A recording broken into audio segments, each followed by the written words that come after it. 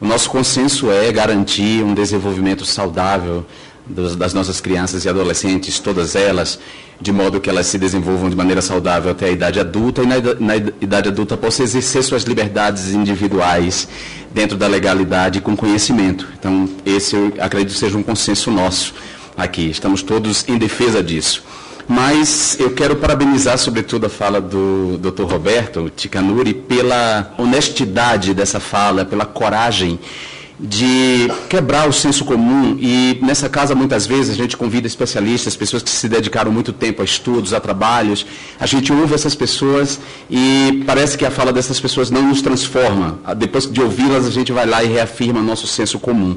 Eu fico feliz de haver pessoas nesse país que não dependem de voto, não dependem de discursos demagógicos, de agradar e elogiar o senso comum, mas para encarar a verdade dos fatos.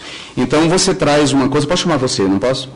Uma dimensão que é muito importante, isso para mim eu sou da área de comunicação, sou comunicólogo, faço estudos em comunicação, e em comunicação a gente já trabalha a ideia de resistências culturais, como é que as diferentes audiências, por diferentes posições de sujeito, podem resistir a determinadas mensagens ou pode não produzir o mesmo sentido a partir do consumo dessa mensagem. A gente vê isso muito, muito claro no caso da AIDS, por exemplo, e eu como ativista LGBT acompanhei de perto todas as campanhas de prevenção à AIDS e em que medida elas funcionaram ou não funcionaram, dependendo do público dessas posições de sujeito. Então, achei bastante corajosas suas afirmações acerca de que a maioria, uma boa parte, não produz o impacto desejado e outras produzem um impacto justamente contrário, né, de estimular o consumo. Essa dimensão é uma dimensão muito importante, né, a dimensão da comunicação, da resposta das pessoas às campanhas de prevenção. Mas eu gostaria de saber, porque me parece que sua formação é em psiquiatria. Muito se tem investido e muito se tem elogiado, sobretudo nessa casa, porque tem pessoas diretamente interessadas do ponto de vista econômico no funcionamento dessas comunidades terapêuticas, muito se tem elogiado as comunidades terapêuticas baseadas num proselitismo religioso. Eu queria saber em que medida, se vocês têm algum dado sobre a eficácia desses tratamentos baseados numa disciplina rígida, em violência contra o corpo das pessoas, caso elas reincidam, e em leituras de trechos de livros sagrados. Em que medida isso é eficaz no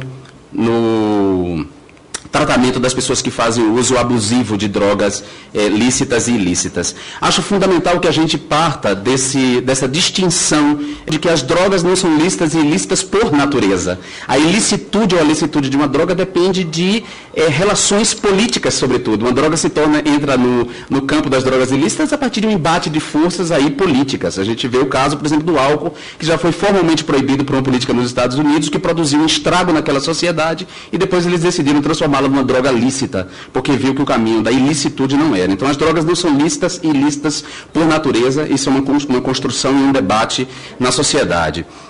Isso é fundamental. E distinguir o uso do abuso. Quer dizer, no trabalho que eu tive no Centro de Terapia do Abuso de Drogas da Universidade Federal da Bahia, com o Dr. João Neri, o Antônio Neri, desculpe, com o Dr. Antônio Neri, também psiquiatra, isso ficou claro. Quer dizer, algumas pessoas estão propensas por razões genéticas, por razões emocionais, psíquicas, da própria constituição da subjetividade dessa pessoa, elas estão propensas ao abuso, ao uso abusivo da droga, ao uso problemático de drogas. Mas isso não vale para todo mundo. Então, isso é fundamental que a gente perceba isso também, né?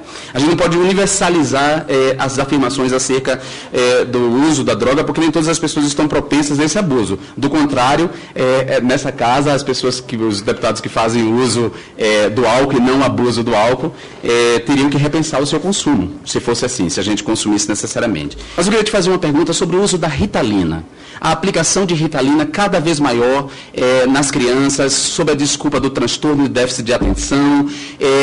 As crianças, muitas vezes, elas são só crianças, como se dizia lá no interior, danadas, crianças ativas, crianças inteligentes, vivazes, e elas são tratadas como crianças hiperativas ou crianças com transtorno de déficit de atenção. E aí depois a gente tem que pensar na relação entre o uso de Ritalina na infância e o uso de Rivotril na idade adulta, né? Nós somos uma sociedade cada vez mais medicamentada, e as medicações são drogas lícitas por causa desse embate político que transformou essas drogas em drogas lícitas. Mas o consumo de Rivotril é tão grande quanto o consumo de Viagra. uma outra droga para combater a disfunção erétil. A gente tende a tratar do uso de álcool, de tabaco e álcool na infância e adolescência, e a gente não para pensar sobre os impactos dessas medicações também que têm sido abusadas na infância e na adolescência.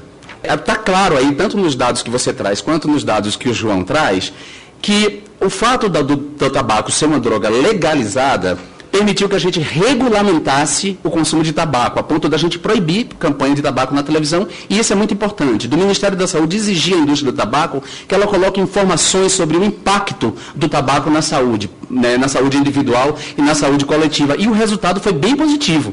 Né? O consumo reduziu, o impacto foi bastante. Em que medida, eu te pergunto, a gente não tem que pensar e encarar fora do senso comum, fora do elogio ao senso comum para fins de votos, a gente não tem que encarar o debate acerca da legalização e regulamentação de drogas ilícitas, como a maconha, que é uma droga muito consumida, segundo o Escritório de Drogas e Crimes da ONU, é a droga ilícita mais consumida no mundo. Que medida não temos que encarar para reduzir o próprio consumo e combater os efeitos nocivos entre as pessoas que fazem uso abusivo? A legalização e regulamentação. E eu estou falando de legalização e regulamentação e não de liberação. Liberação, ela já está liberada de qualquer controle e de qualquer regulamentação. É disso.